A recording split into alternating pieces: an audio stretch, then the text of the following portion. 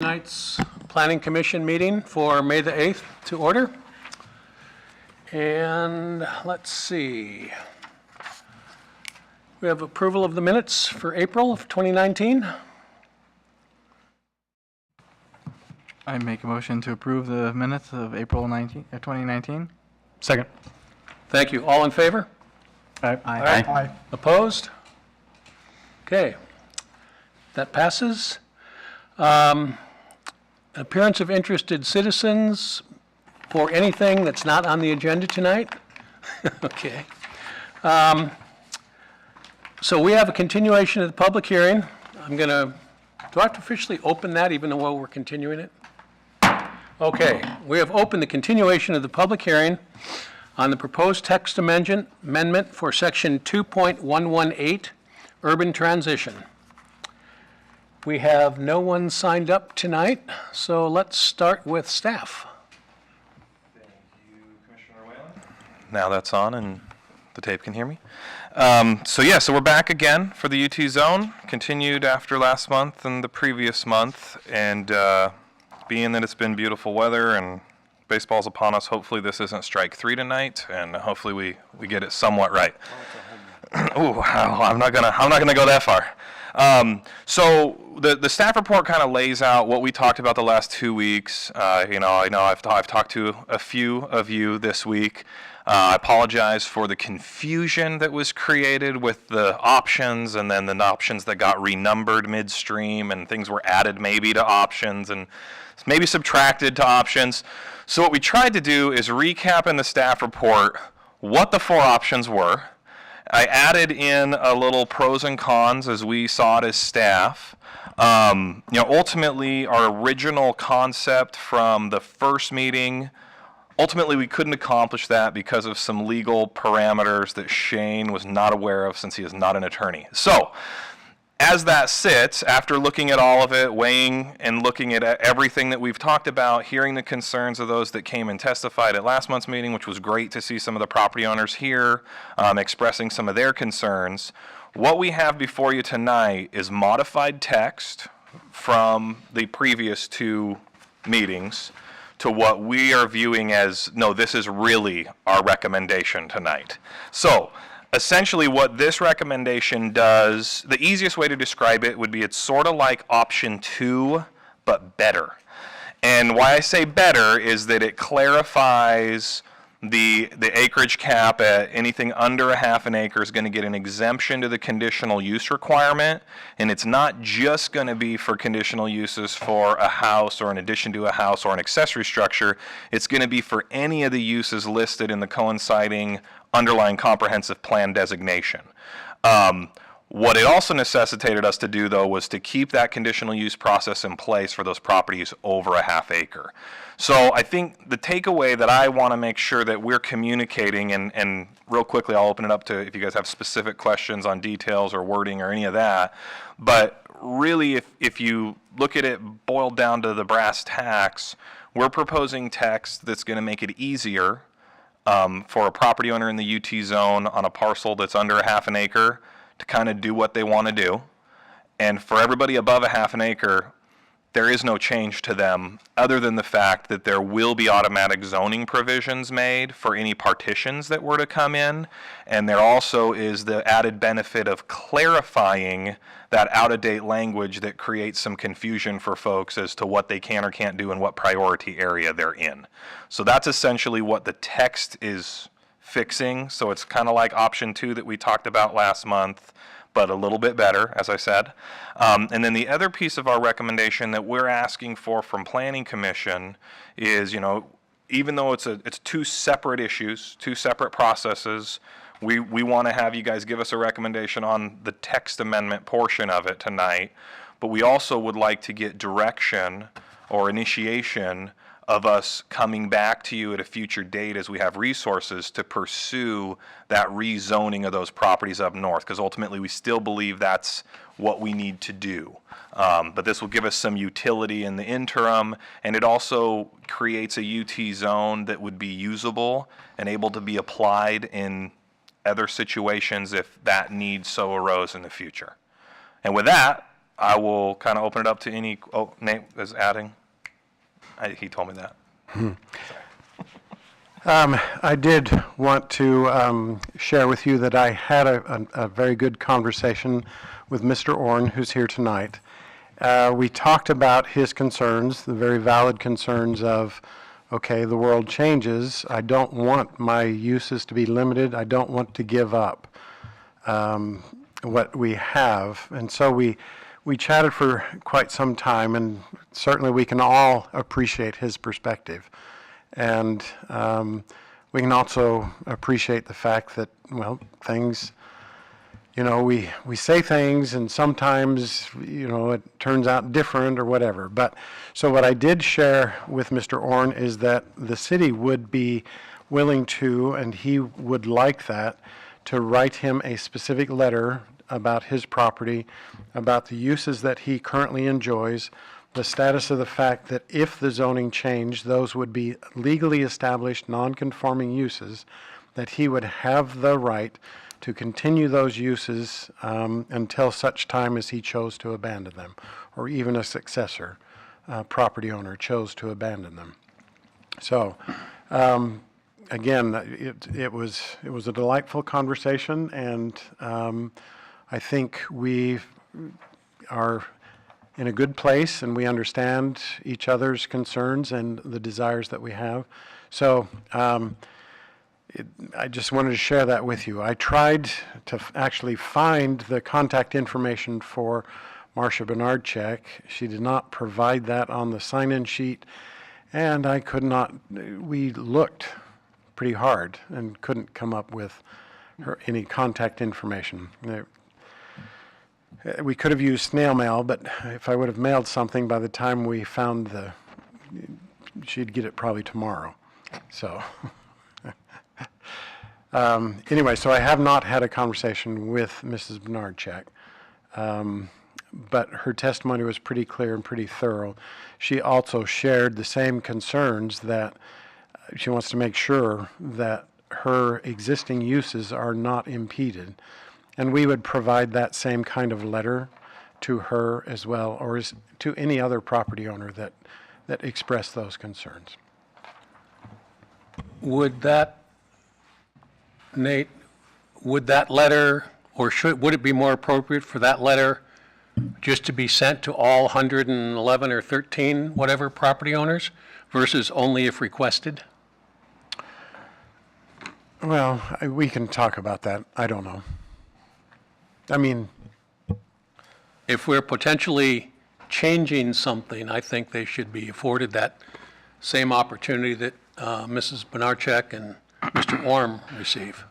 the only reason that I'm not really concerned about it, there's no expiration here. So, you know, Okay. so if somebody were to come in and say, well, I've got these concerns, fine, we'll write you a letter, you know. And we would invite people, if you have concerns, you need to participate in the public process, as these understand property that. owners have. Right. But I don't have strong feelings about it, I'm just saying. Mr. Kellier Thank you, and Chair. Mr. Lawyer? And what you're saying in the letter is basically, it's available to everybody, that these privileges or rights, it's in code or in case law or whatever, so it's not, no one's getting anything particular special, they're just getting it clarified, and a letter with that information will make it clear and easier to understand than trying to wallow your way through the code. That's pretty much how I'm hearing that. I mean, what I'm saying is that we're not affording any of these folks, this letter doesn't afford any of those folks any special privileges. It's available for all of them, and it just simplifies getting the information rather than them having to go to an attorney or come talk to you or go through the code or whatever to find where they have these privileges. So if I'm understanding, you're also supporting the fact that we should just send the letter to all. Well, no, what I'm saying is it's available to everybody. Not everybody probably wants the letter. A lot of folks that saw a couple months ago when we talked about it, or a month ago, heard what we talked about, that these privileges are theirs, or these rights are theirs, and that they're there as long as they continue to use, and they can sell their property under those rights, and if that person continues to use, that they have the ability to do that. If they abandon it for a year, then they lose those? Is that how that, if I remember right? Okay. Well, Under pre-existing non-conforming. Yeah. Okay, and actually, the question I had is in looking at at the memo in the packet, so are you recommending number 2, or are you recommending a hybrid of number 2? And number 2 being proposed text language from 41019 meeting, except properties under a half acre allow single-family development outright, or properties over a half acre require conditional use.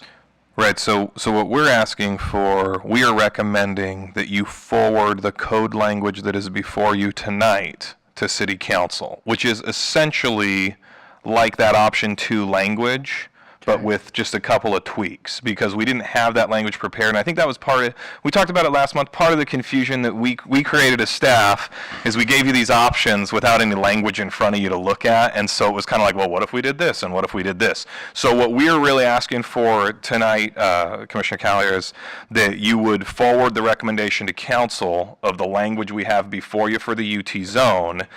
And that's what this public hearing is technically for. And then in addition to that, you would direct staff to move forward with that text amendment process that has to go through a totally separate land use process. And we could talk about the whole, how we want to notify people or things like that. Or the rezone, sorry. Yeah, the legislative rezone process, thank you, Nate. So, and we could talk about, like, if we need to send a special letter with them, we could absolutely do that through that separate process. Okay. But we're trying to, for what it's worth, I'm trying to kind of split the 2 discussions, because they became one discussion, because in that first meeting it was, well, the other option would be we could go this route instead. So after going through those 2 meetings and talking a lot and analyzing the code and what we could and couldn't do, we've come back to say we want to split that discussion back up. But since we've already had the discussion, we really wanted to get your guys' input based on what we heard testimony-wise, the concerns we heard wise, to say, move forward the legislative rezone process on a separate track, but move that forward, or if you say, no, we don't want you to pursue that, then we don't want to spin our wheels going through that process either. So that's what we're asking for. And we think, as staff, we think it's the right thing to split into 2 different tracks, move this one forward to council, and start the other one motoring up to get that, so it'll be back before you guys here in the near future. and Shane said it, but just to make sure, that new process, we start at square one. It's not like we don't have, oh, well, we got to do this notice, so we're just going to piggyback. No, the entire process starts from square one. Yeah, this is notification and the billboards that Yep. say zone, rezone, and all the stuff. Yeah, okay. Mr. Lawyer? So, thank you. A comment and then 2 little questions. So the comment is, I think the summation of sort of what I specifically and some others were confused on, it was very good. Drawing this out, making it very clear what the objective was through all the options was very helpful. I think we have a very targeted expectation and goal for this evening in the use. And the language there, I think, is very predictable and tangible for anybody sitting up here. So I really, really appreciate that. It's very well drawn out and far more easy to follow than it has been. So thank you very much for indulging that opportunity to drag this on for 3 months. The first question specifically as it relates to the UT zone. So the language as proposed, let's say in option 2, would potentially go into effect for the current landowners, but the big picture here is looking to the future. You retain UT language for any additional new UT land that could or may come into the city as a result of a UGB expansion. Is that correct? Yeah. So you don't want to eliminate it. You still want to retain it on the books for purposes of future use. Yes, that would be for sure. Okay, because right now, all these properties for the most part have all the access to utilities and all the other stuff that would essentially make them a UT land, but any new property moving forward may not have those. Okay. So the second question is specifically as it relates to the legislative rezone. As you've mentioned, this would be a brand-new process. We could get through the entire discussion of a legislative rezone and determine through public testimony and other things that it just is not a feasible option for the residents of Keizer. So initiating a process is not a mandate to do the rezone, correct? That's correct, yes, absolutely. So the public participation, as I'm hearing from, the chair and from Mr. Collier, is going to be very important to that effect, especially for those landowners that do want to retain non-conforming uses at this point. Yep. Or would we be consider non-conforming uses Sure. moving through a legislative rezone? Mm-hmm. Okay. Okay, thank you. Any other questions? Is everybody comfortable with what they've heard so far and ready to move towards a decision once we are okay to close the public hearing since there's no one here? So I'm going to close the public hearing. Can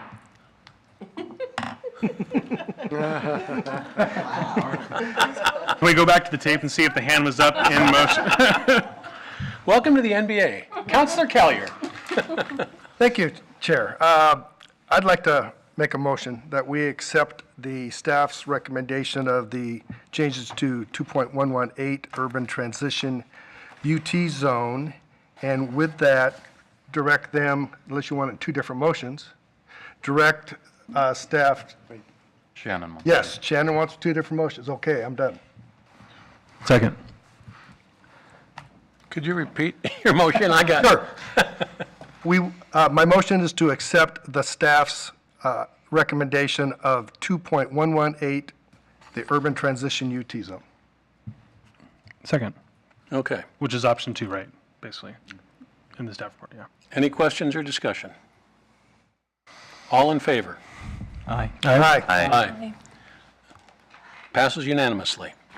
So, if I may, I'd like to make a motion to direct staff to look into a legislative rezone of this property at a future date as resources and time become available. I'll second that. Okay, questions, discussion? All, The only thing that I really, and I get it, we're going to notice this, but public participation is going to be key. I think that was why we ended up in a long process here. And so, if that means give us a list and we'll go door to door and knock on people's doors, I'm willing to put that time in, but I think public participation is really important. Well, unlike what we did tonight, an individual notice will be required of every property that is affected. So it was voluntary this time. It's not voluntary for the rezone. Shannon? We did have a second, right? to the- Yes. Okay. Here's Mr. Collier. One point, and actually, I think it was good because the motion, let me turn to Shane's staff report.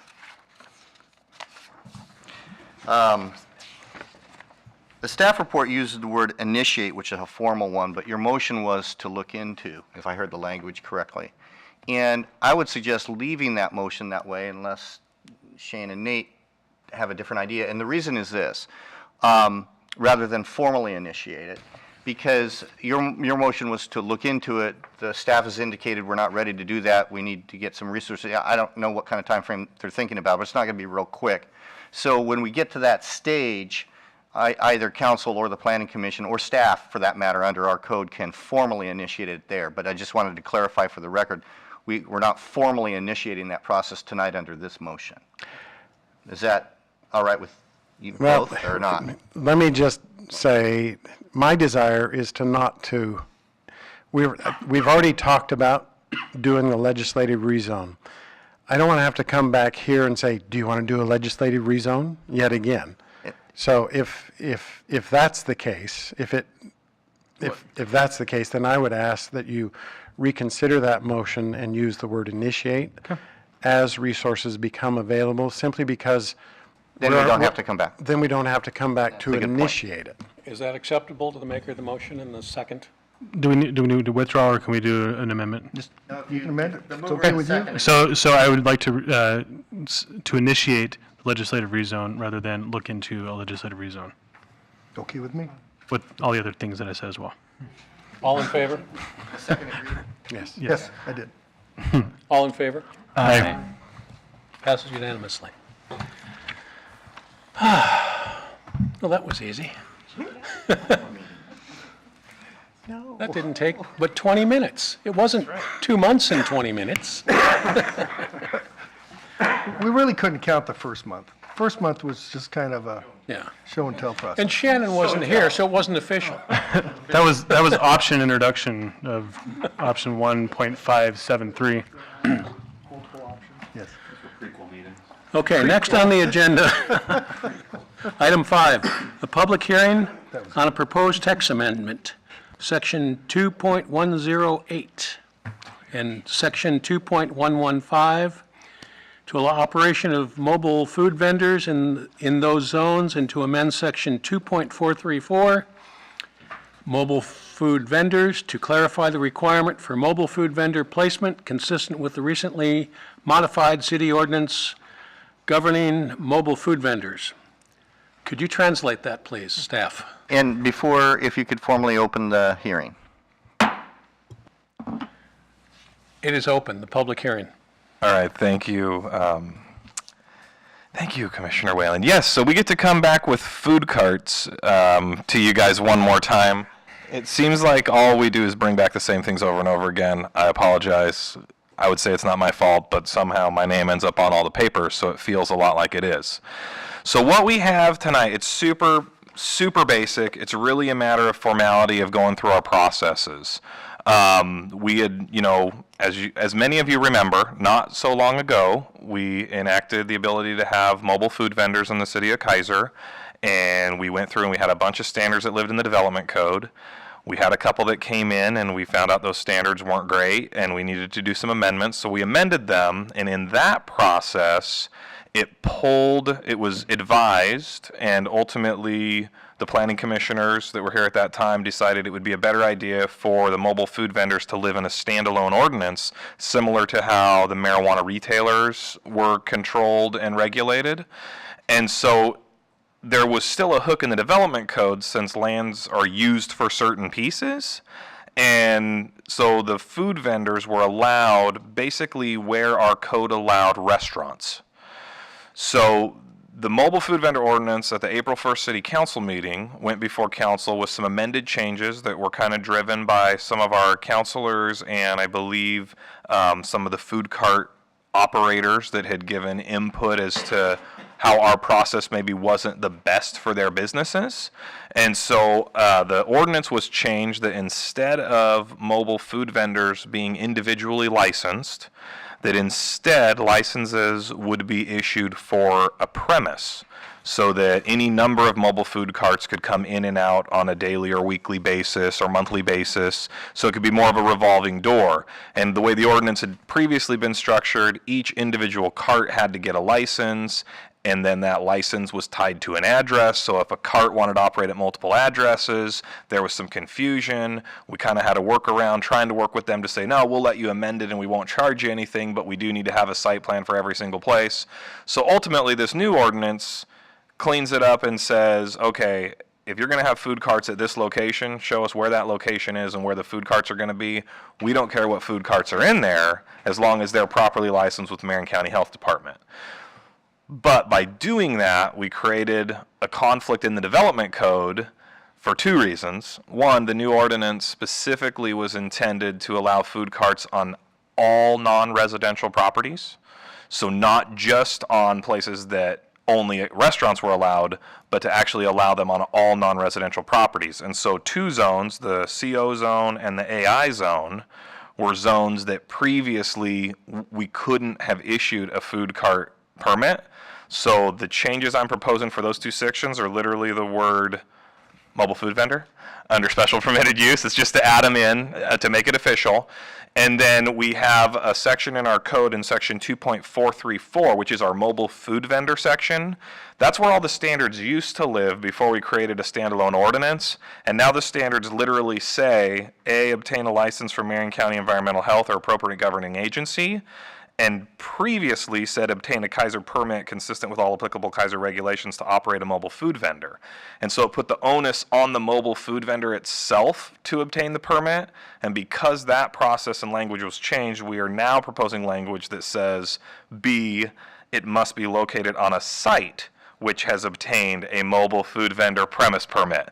So it's literally that simple. That's what the changes are proposed, and hope, yes, Councilor, or Commissioner?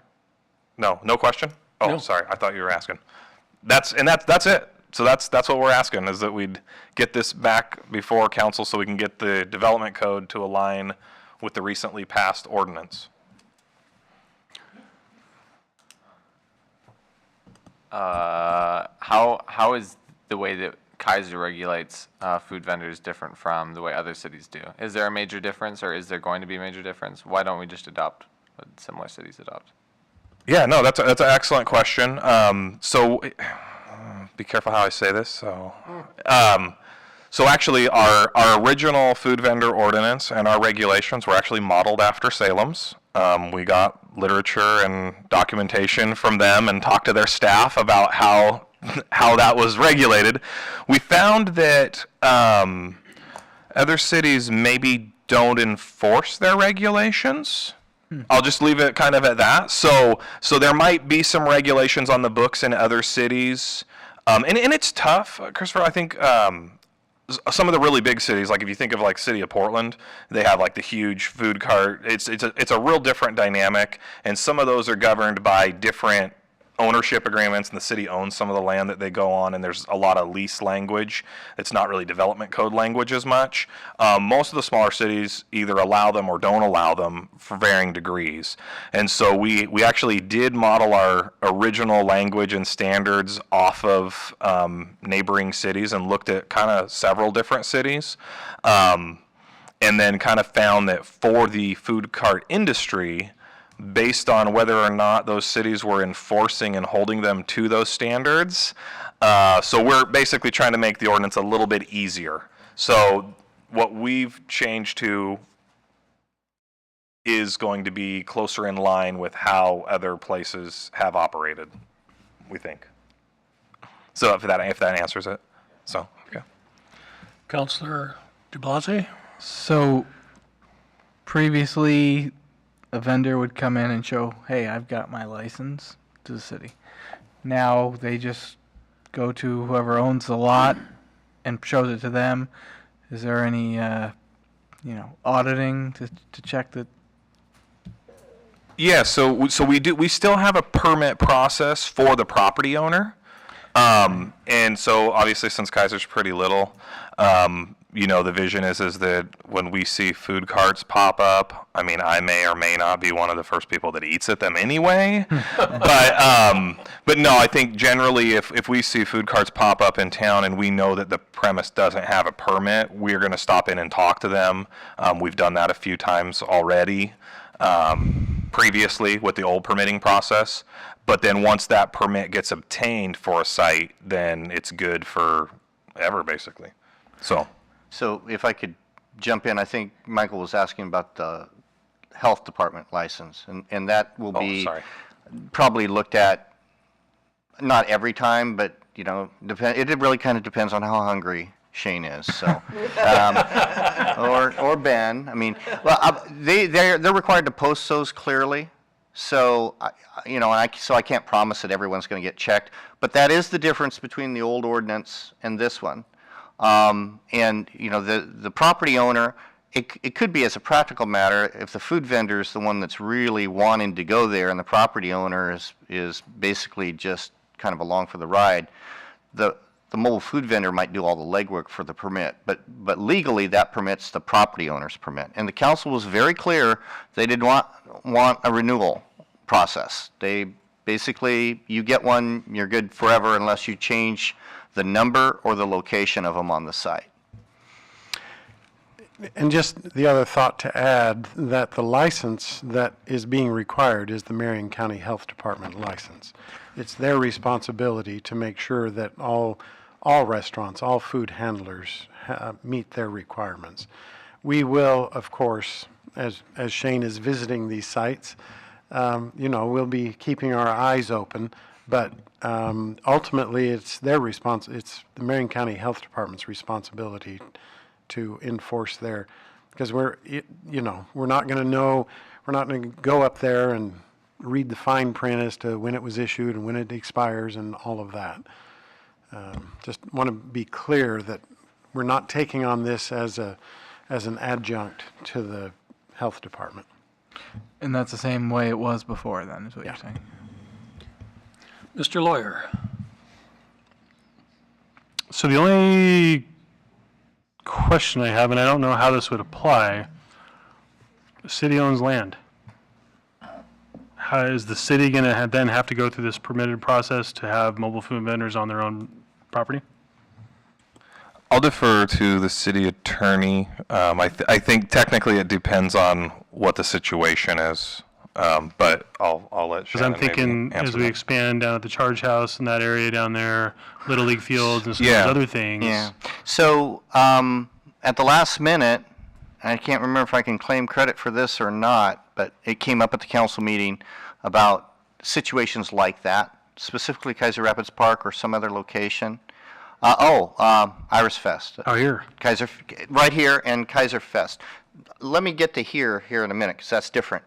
But Keizer Fest, for example, or Keizer Rapids Park, for example, we added at the last minute in the what's called a mobile food vendor premises permit, that if you are permitted under a special event permit, parks permit, or other city permit, then this ordinance isn't applicable to you. So they operate under that. So, for example, the Chamber and Keizer Fest, and it would be the same way. As a matter of fact, Clint Holland's looking at some food trucks for the concert series, and that just came up this week, and I told him what I just told you. Now to City Hall. City Hall, we had a couple of events. There was an interesting one where we actually had a client using the community rooms, and their food service was food trucks out here. It was kind of an interesting event. And then we also had a school district event that brought in food trucks. In those situations, the city would need to be just like a regular property owner. And which I'm really excited about, because on at least one of those events, if not both, they placed them in really dumb places, and there was no oversight. They didn't come to us first and was a little late to move them. The cars moved and the cars weren't open up.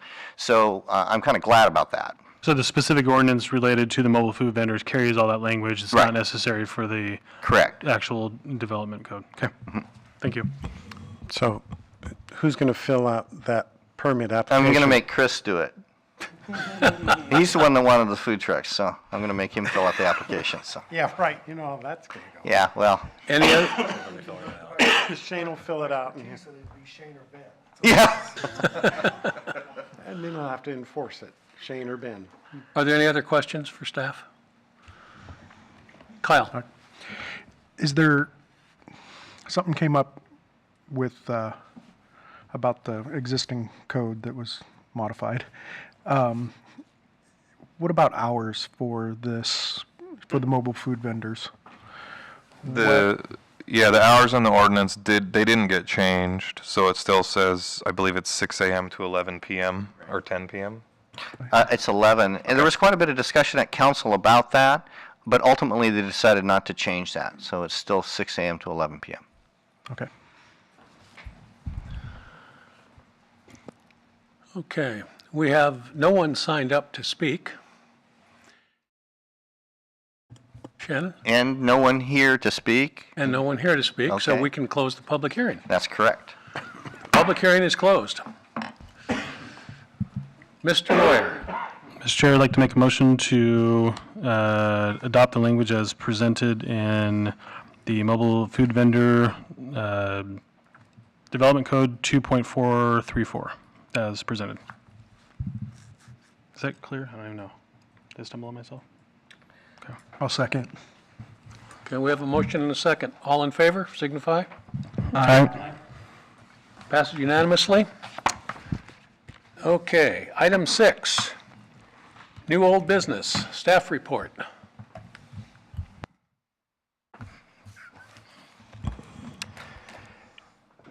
I don't know why this always catches me by surprise.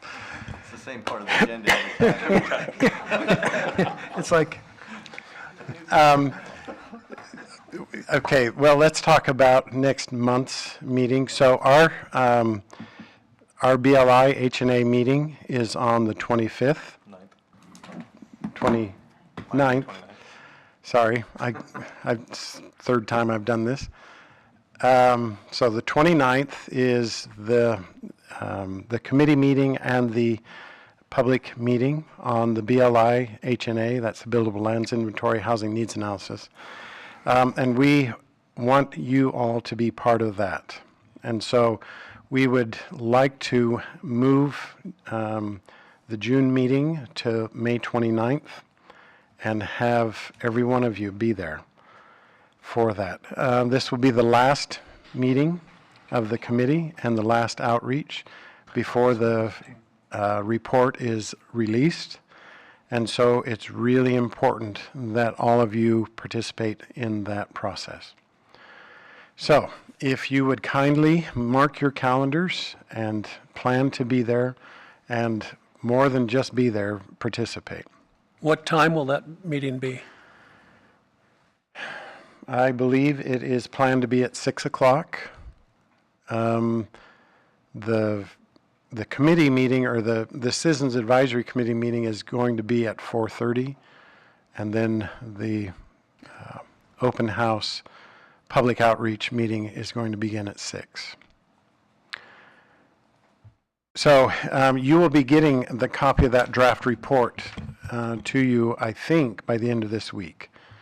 Yeah, that's the goal. We've been talking back and forth with the consultant, and actually, I don't even know if you saw that email because it was super late today, but we just got an email from the consultant that they're on track trying to get that all out to send to the CAC, but we're planning on sending it to all of you as well, hopefully by the end of this week, that report and the draft report and the strategies document would go out, so you'll have that.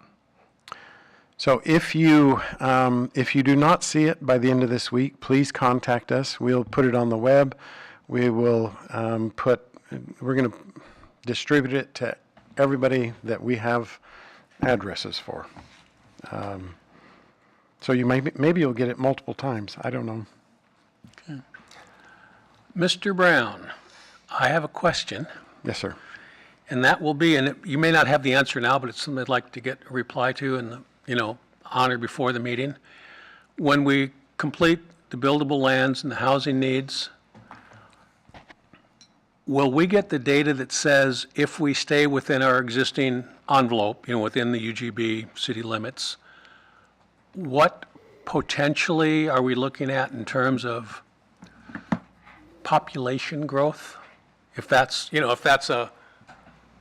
we have X amount of houses and what's the density going to increase by staying within that envelope?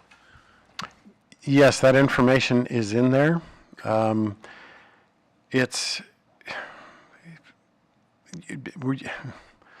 whole picture is so complex because if we stay within our existing envelope, we still have our same needs.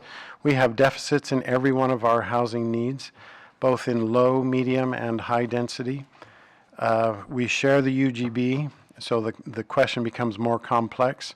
We know how much capacity we have for additional growth, and we also know that there is a range of options. Those options don't necessarily include, for example, the work that we're doing in our revitalization project. That revitalization project is creating the potential for almost 5,000 units of additional housing. So there are a lot of moving parts in this whole picture. It doesn't talk about industrial lands. It doesn't talk about our adopted need that we have, our aspirational goal that we have been adopted. So there are so many parts to this thing that it is daunting for you just to jump in and say, well, what's the answer? So we're actually having a work session with the council this coming Monday, and we're going to try to start laying out for the council, and you're all certainly welcome to attend, laying out for the council some of these moving parts, some of the questions that they're going to need to address, and what kinds of options they have to look at. Certainly the three options that are included in this BLI H&A report are, okay, we've got an existing. What happens if we don't change? What happens if we just draw the line and we say how much acreage are we going to have? Well, that's about 500 acres. So it does lay out various elements as to when we make these decisions and when the council is faced with making those decisions, here's the information that you have to draw upon. And so our goal on Monday night is to try and identify those pieces of information that we have so far. We're still missing the transportation component of that. We're working on the scope of that study right now. So I don't know how to answer your question with a yes or no. I'm just kind of crystal balling what something may look like. And obviously, there's more work to be done if we don't have the transportation management piece. We can't draw a whole picture if we don't have all the pieces to the puzzle.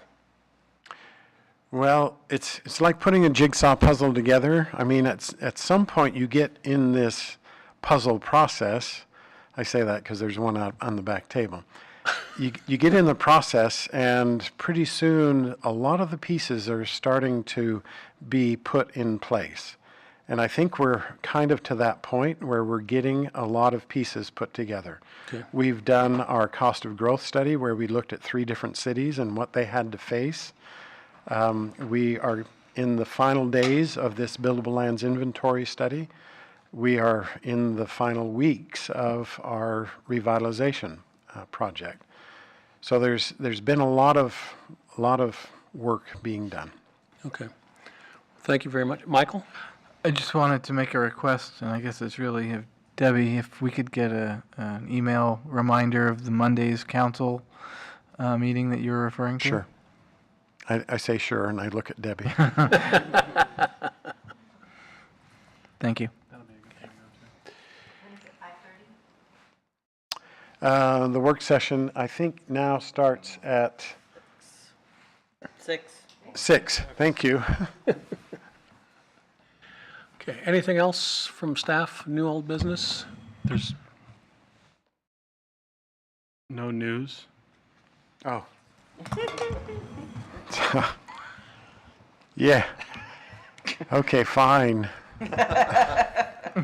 So In-N-Out has announced, and apparently it's been all over the media, In-N-Out has announced that they plan to close on their agreement with Donahue Shriver on the 17th, and a day that will live in infamy. So at the last council meeting, they basically had made a request of Donahue Shriver that they have additional wayfinding signage, and Donahue Shriver got that approved at the last council meeting. Mind you, they have to come back to approve the order. But, so yes, In-N-Out is in. That's good, but I'd like to make a little correction to what you said. Uh-oh. That day already exists in infamy, if you would speak to my mother, because the 17th is also my birthday. As it is mine. Really? And yet, we don't look at all the same. Different mothers. We'll celebrate your birthday and I'll bring the cheeseburgers. Well, they won't be, yeah, that's, Thanksgiving. so that's the other thing, is they anticipate that they will open the store at late November. We'll celebrate your birthday and I'll bring you all Bob's cheeseburgers. How about that? Perfect. I just hope they don't do it on Black Friday. God. So do the rest of the merchants out there, I'm sure. Can you imagine? I don't know. Anything else? No, that's enough. Okay. Counselor Reed. Thank you, Mr. Whalen. I guess I'll start with Mr. Brown and I had attended a Marion County Housing Initiative meeting this afternoon that was really interesting in that it brought several of the jurisdictions to the table to figure out where their housing issues are. And the commissioners were very clear that we are in a housing crisis and we just keep falling further and further behind. And it was interesting to see what other jurisdictions were doing within their own limitations or lack thereof. Woodburn's building all over the place, but but it was, I think, a very important conversation to coordinate. And Mr. Brown had made the request that we kind of keep each other in the loop a little bit more on this as we move forward with fulfilling our housing needs for the future. So that was an interesting meeting. I think that's about all that I really have to report, Planning Commission related. But, yeah, Thank you. you're welcome. Thank you for being here. Christopher, Council Liaison report. The renovate, the bond work. Thanks to Councilor Reed, who graciously gave it to me. I've got information now. So McNary High School's groundbreaking ceremony for the renovations going on is on May 17th at 9:30 a.m. and everyone is welcome. Okay. Thank you. Okay, having said that, and the fact that it's been determined we're not going to meet in June, this will be Chris's last meeting with us as a youth commissioner liaison representing the high school students. You've been with us most of this year. So on behalf of the Planning Commission, I would like to thank you for your time, your commitment, and your contributions to the work of this group. As you move forward in life and in education, I hope you stay involved. Whether it be in Keizer or wherever life takes you, involvement is the fabric of a community. It's the involvement of its population that really makes a difference. So I'd like to thank you for that. And from myself and the other commissioners, here's a thank you card and a gift. Thank you. Thank